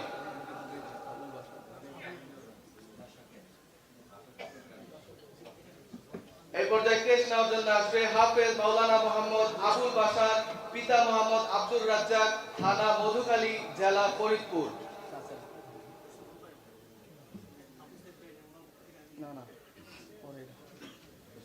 এই পর্যায়ে কৃষ্ণের জন্য আসবে হাফেজ মাওলানা মোহাম্মদ রাসেল হোসেন, পিতা আব্দুস সাত্তার, থানা কালুখালী, জেলা রাজবাড়ী।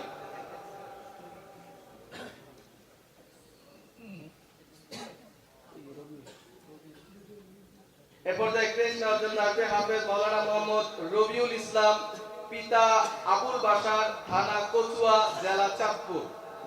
প্রস্তুত থাকবে মাওলানা মোহাম্মদ তোফায়েল। কৃষ্ণের জন্য এই পর্যায়ে আসবে মাওলানা মোহাম্মদ তোফায়েল আহমদ, পিতা হাফেজ জমাত আলী, থানা কালীগঞ্জ, জেলা সাতক্ষীরা।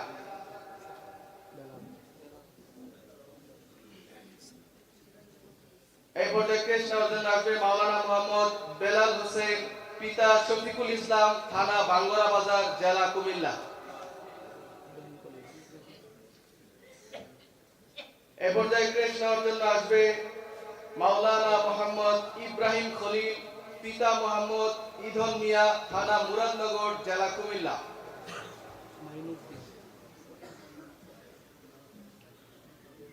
এ পর্যায়ে কৃষ্ণের জন্য আসবে হাফেজ মাওলানা মোহাম্মদ মাইনুদ্দিন আল কাশিমি, পিতা মোহাম্মদ আবুল কাশেম মোল্লা, থানা দাউদকান্দি, জেলা কুমিল্লা।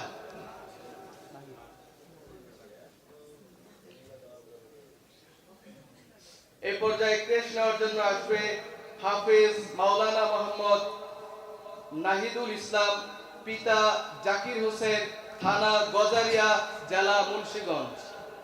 ফকিরতলা মসজিদের খতিব নারায়ণগঞ্জ। ফকিরটোলা যিনি আমাদের মাদ্রাসায় এবছর দাওরায়ে হাদিস সম্পন্ন করেছেন এবং একই সাথে ফকিরটোলা মসজিদে খেতাবতের দায়িত্ব পালন করছেন।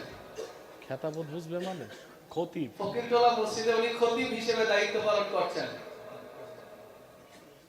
এই পর্যায়ে ক্রেশ নেওয়ার জন্য আসবে হাফেজ মাওলানা মোহাম্মদ আল আমিন, পিতা মোহাম্মদ লিয়াকত আলী, থানা ২৫০০, জেলা নারায়ণগঞ্জ।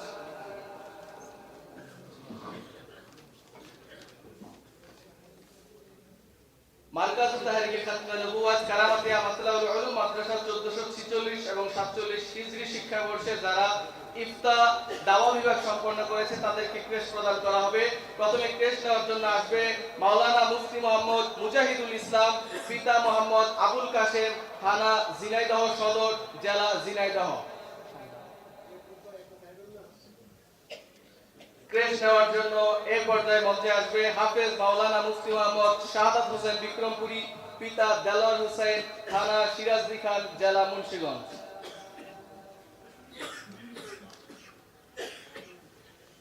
ক্রেশ নেওয়ার জন্য এই পর্যায়ে আসবে মাওলানা মুফতি রিফাত হোসেন ইসহাক, পিতা আব্দুল কাদের, থানা বন্দর, জেলা নারায়ণগঞ্জ। ক্রেশ নেওয়ার জন্য এই পর্যায়ে আসবে মাওলানা মুফতি মোহাম্মদ আব্দুল জলিল রোহিতপুরী, পিতা ওয়াজেদ আলী, জেলা টাঙ্গাইল।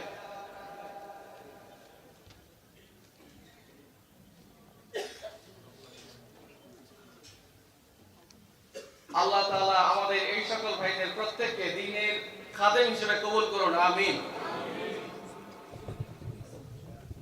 দাওরায়ে হাদিস ১৪৪৬-৪৭ হিজরি শিক্ষাবর্ষের শিক্ষার্থীদের পক্ষ থেকে এই পর্যায়ে আমাদের সাহেব, আমাদের রাহবার আল্লামা মুফতি ডক্টর সৈয়দ এনায়েতুল আব্বাসী পীর সাহেব জোনপুরি হুজুরকে সম্মাননা ক্রেশ প্রদান করবে দাওরায়ে হাদিস জামাতের ছাত্রবৃন্দ। সকলে পড়ি আলহামদুলিল্লাহ, আরো জোরে বলি মারহাবা।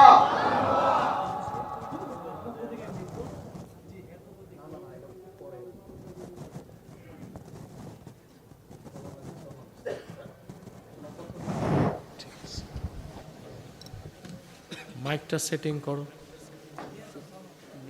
রমজান মাস আসলে আমার বন্ধুর সাথে তারাবি নামাজের রাকাত নিয়ে দ্বন্দ্ব হয়। সোশ্যাল মিডিয়ায় কিছু আলেমের ভিডিও দেখে এখন ৮ রাকাত তারাবি পড়ে। জামাতের সাথে প্রতিদিন ২০ রাকাত তারাবি পড়া সুন্নতে মুআক্কাদা। এই ক্ষেত্রে কোনো এশকালের সুযোগ নাই। হ্যাঁ, কেউ যদি জামাতে না যায়, একা একই পড়ে, অসুস্থ থাকে, ওজোর থাকে, তখন সে ৮ রাকাত ১২ রাকাত পড়তে পারে একা। কিন্তু জামাতে উপস্থিত হলে ২০ রাকাতই তাকে পড়তে হবে। এইটা হযরত ওমর রাদিয়াল্লাহু তাআলা আনহু যখন শুরু করেছেন তখন কোনো সাহাবী এশকাল করেন নাই। হযরত ওমরের কাজটা ইজমায়ে সাহাবা দিয়ে প্রমাণিত হয়ে গেছে। আর রাসূলুল্লাহ সাল্লাল্লাহু আলাইহি ওয়াসাল্লামের হাদিস আছে, আলাইকুম বিসুন্নতি ওয়া সুন্নাতিল খুলাফাইর রাশিদিন আল মাহদিয়িন। আমার সুন্নত তোমাদের উপর মানা যেমন আবশ্যক, আমার ৪ খোলাফায়ে রাশিদিনের অনুসরণও তোমাদের উপর আবশ্যক। আমার এই বিষয়ে ১ ঘন্টার উপর একটা ডিবেট আছে, এটা দেখবেন আব্বাসী টিভি লিমিটেডে। তারাবি ২০ রাকাত না ৮ রাকাত, আমরা প্রচুর হাদিস উল্লেখ করে দলিল দিয়েছি। তারাবির নামাজের তেলাওয়াতে ভুল করলে পেছনের হাফেজ লোকমা দেন, কিন্তু ইমাম লোকমা নেননি, এখন কি সে নামাজ হবে? দেখুন, যদি ইমাম সাহেব কোনো রাকাতে ৩ আয়াত পড়ে ফেলেন বা ৩ আয়াতের সমান ১ আয়াত পড়ে ফেলেন, তারপর যদি লোকমা না নেন, নামাজ সহি হয়ে যাবে, কিন্তু খতম তারাবির সওয়াব থেকে তো বঞ্চিত হবেন। রমজানে কোন আমলগুলো বেশি করব? কোরআন তেলাওয়াত, দুরূদ সালাম পড়বেন, নফল ইবাদত বেশি করবেন।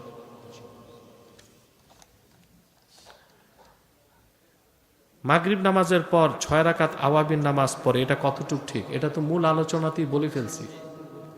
হ্যাঁ, তাহলে প্রশ্ন লেখা হয়েছে আমার আলোচনার আগে।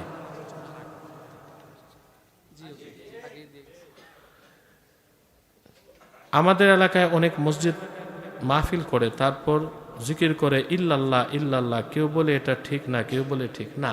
শুধু ইল্লাল্লাহ জিকির করা সুন্নতের খেলাফ, এবং এটা বেদাতে সাইয়্যা হবে, হাসানা হবে না। কারণ কুল্লু আমরিন উহদিসা ইউখালিফুল কুরআন ওয়া সুন্নাহ ওয়া আসরা সাহাবাতি ওয়া ইজমা আল উম্মাহ ফাহিয়া বেদাতুন সাইয়্যা। প্রত্যেক নবাবিষ্কৃত সেই কাজ কর্ম যা কোরআন সুন্নাহ সাহাবায়ে কেরামের আমল ও ইজমায়ে উম্মতের বিরোধিতা করে, ওটা বেদাতে সাইয়্যা। তো এখন এই যে ইল্লাল্লাহ জিকির, এটা কোরআনেরও খেলাফ, সুন্নারেও খেলাফ। কোরআনের খেলাফও সুন্নারও খেলাফ। কোরআন আল্লাহ কি বলছেন? ফা'লাম আন্নাহু লা ইলাহা ইল্লাল্লাহ, মুহাম্মদ সাল্লাল্লাহু আলাইহি সাল্লাম আপনি জেনে রাখুন নিশ্চয় আল্লাহ ছাড়া কোনো ইলাহ নাই। তো কোরআন মোতাবেক জিকির করলে শুধু ইল্লাল্লাহ জিকির হবে না, লা ইলাহা ইল্লাল্লাহ। হাদিস শরীফে এসেছে রাসূলুল্লাহ সাল্লাল্লাহু আলাইহি সাল্লামকে সাহাবায়ে কেরাম জিজ্ঞেস করেছেন যে আল্লাহর হাবিব সাল্লাল্লাহু আলাইহি সাল্লাম সাহাবায়ে কেরামকে বলেছেন যে জাদ্দিদু ঈমানাকুম, তোমরা তোমাদের ঈমানকে তাজা করো। তো সাহাবায়ে কেরাম জিজ্ঞেস করেছেন কাইফা নুজাদ্দিদু ঈমানানা ইয়া রাসূলুল্লাহ সাল্লাল্লাহু আলাইহি ওয়াসাল্লাম, ঈমানকে কিভাবে তাজা করব? আল্লাহর হাবিব সাল্লাল্লাহু আলাইহি ওয়াসাল্লাম বললেন কাসসিরু লা ইলাহা ইল্লাল্লাহ, বেশি বেশি পড়ো লা ইলাহা ইল্লাল্লাহ। তো রাসূলুল্লাহ সাল্লাল্লাহু আলাইহি ওয়াসাল্লামের নির্দেশ জিকির করতে হবে পুরা লা ইলাহা ইল্লাল্লাহ। সেখানে আমরা যদি শুধু ইল্লাল্লাহ বলি, ব্যাকরণগত দিক থেকে সহি কি সহি না পরের বিষয়, তরিকাগত দিক দিয়া কি সুন্নতের খেলাফ না? তো তরিকাগত দিক দিয়া যেটা সুন্নতের খেলাফ, ওটা বেদাতে হাসানা হয় না সাইয়্যা হয়? তাসবিহ দ্বারা জিকির করা বা গণনা করা কি ঠিক? হ্যাঁ ঠিক, সমস্যা নাই। এ ব্যাপারে হাওয়াইলের ফাতাওয়া ইমাম সুয়ুতি দলিল উল্লেখ করছেন, তাসবিহ দিয়ে পড়াও কি চলবে। দরুদ ইব্রাহিম এর বাহিরে, দরুদ ইব্রাহিম নামাজের বাহিরে পড়া যায় কিনা? হ্যাঁ পড়া যাবে, কিন্তু সওয়াব কম। কারণ দরুদ ইব্রাহিমটা, এটার উরুদ কেন? ওয়াজহুল উরুদ কি? প্রত্যেকটা হাদিস, অনেক হাদিসের ওয়াজহুল উরুদ আছে, যেমন কোরআনের অনেক আয়াতের সাবাবুল নুজুল আছে, তা হাদিসের কি সাবাবুল উরুদ। তো এটা পুরা স্পষ্ট বুলুগুল মারামে এসেছে। সাহাবায়ে কেরাম আল্লাহ রাসূল সাল্লাল্লাহু আলাইহি ওয়াসাল্লামকে জিজ্ঞেস করেছেন কাইফা নুসাল্লি আলাইকা ফি সালাতিনা ইয়া রাসূলুল্লাহ সাল্লাল্লাহু আলাইহি ওয়াসাল্লাম, নামাজের মধ্যে কিভাবে আপনার উপর দরুদ পড়ব? তখন আল্লাহর হাবিব খাসভাবে শিক্ষা দিয়েছেন আল্লাহুম্মা সাল্লি আলা মুহাম্মাদ ওয়া আলা আলি মুহাম্মাদ কামা সাল্লাইতা আলা ইব্রাহিম ওয়া আলা আলি ইব্রাহিম ইন্নাকা হামিদুম মাজিদ আল্লাহুম্মা বারিক আলা মুহাম্মাদ ওয়া আলা আলি মুহাম্মাদিন কামা বারাকতা আলা ইব্রাহিম ওয়া আলা আলি ইব্রাহিম ইন্নাকা হামিদুম মাজিদ। ঠিক না? আর এটার নাম দরুদ ইব্রাহিম না, এটার নাম সালাত ফি তাশাহুদ, তাশাহুদের দরুদ। ফতোয়া স্বামীতে আসছে দরুদ ইব্রাহিম নাম, ওটা ওরফ হিসেবে ইবনে আবিদিন স্বামী উল্লেখ করছেন, হাদিসে তো নাই। হাদিসে তো আসছে সালাত ফি তাশাহুদ। তাহলে এটা খাস না নামাজের জন্য? অন্য সময় পড়া যাবে, সওয়াব কম, কিন্তু এখানে শুধু দরুদ আছে, সালাম নাই। আল্লাহর নির্দেশ সাল্লু আলাইহি ওয়া সাল্লিমু তাসলিমা, শুধু দরুদ না, দরুদ সালাম। তো বলবেন নামাজে সালাম কই? আত্তাহিয়াতে আগে সালাম পড়ি, তারপরই দরুদ ইব্রাহিম পড়ি। বুঝলেন? পড়া যাবে, কিন্তু সওয়াব কম। সেই দরুদই পড়া উচিত যে দরুদের দরুদও আছে, সালাম আছে। এতে আল্লাহর নির্দেশ পুরা মানা হয়, সাল্লু আলাইহি ওয়া সাল্লিমু তাসলিমা। বুঝলেন?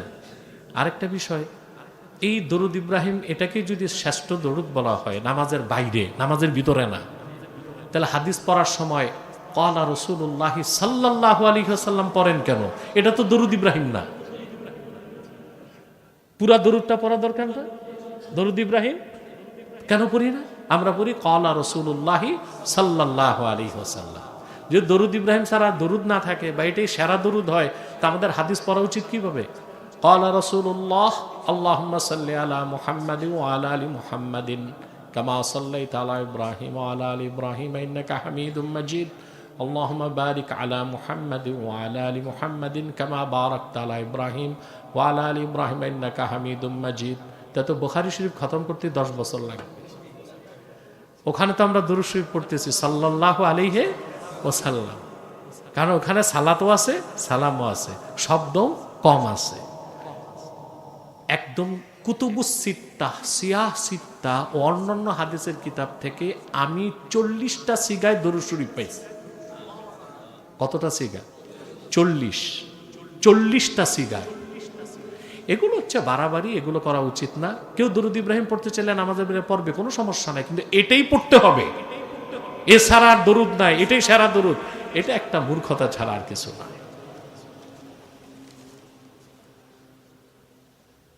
আসুন দোয়া করি।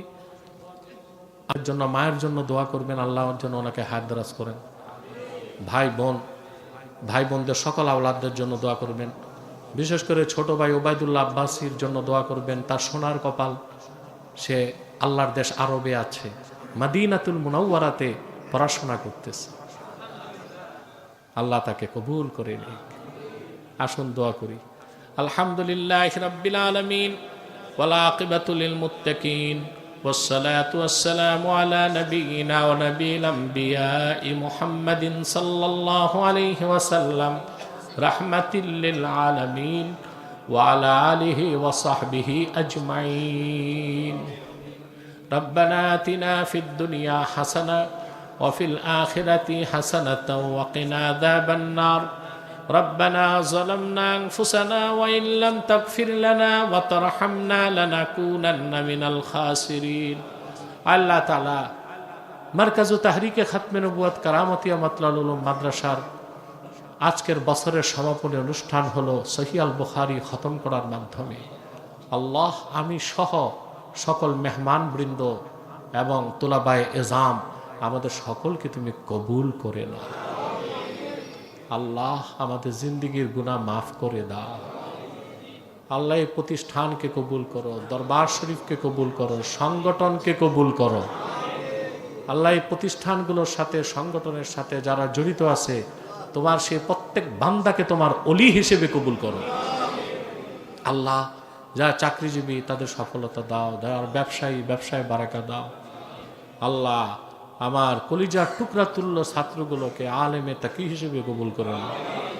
তাদের প্রত্যেককে আল্লাহ মুবাল্লিগ বানায় দাও, দায়ী বানায় দাও, সুন্নিয়তের অতন্দ্র প্রহরী বানায় দাও। আল্লাহ, তাহরিকে খাতমে নবুয়ত বাংলাদেশের সৈনিক বানায় দাও।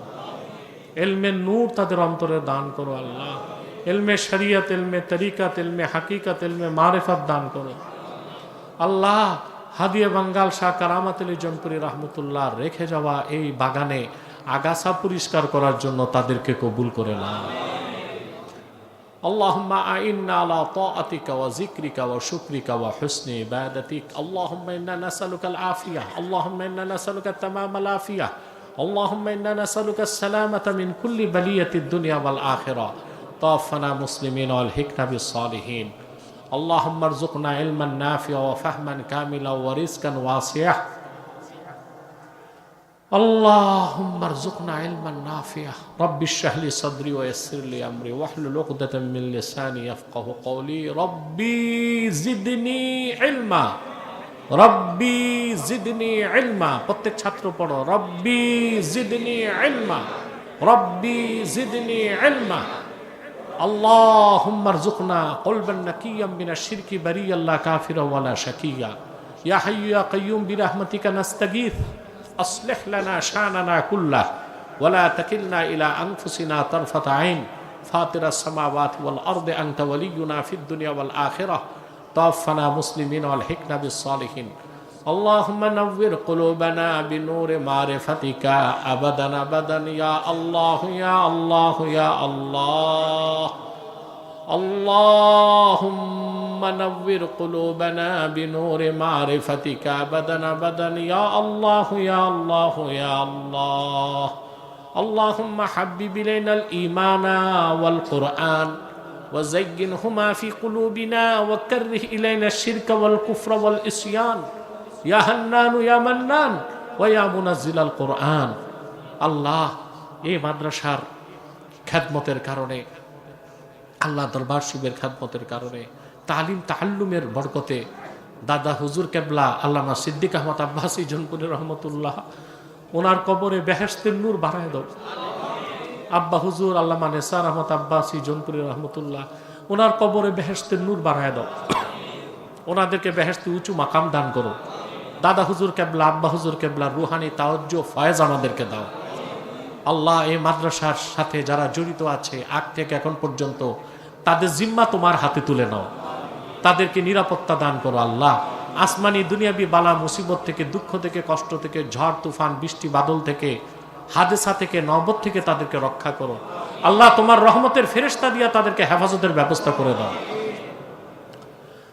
اللهم إنا نتوسل إليك بوسيلة حبيبك المحترم نبيك الخاتم سيدنا وسيد الأبرار نبينا ونبي الأنبياء محمد بن عبد الله نبي الله رسول الله صلى الله عليه وسلم الذي أكملت به قصر النبوة وحكمت لا نبي بعده وأعلنت في القرآن بالبرهان أن محمدا صلى الله عليه وسلم خاتم النبيين والمرسلين قبل 1500 سنة وصلى الله تعالى على خير خلقه نبينا محمد نور الله وعلى آله وصحبه أجمعين برحمتك يا أرحم الراحمين।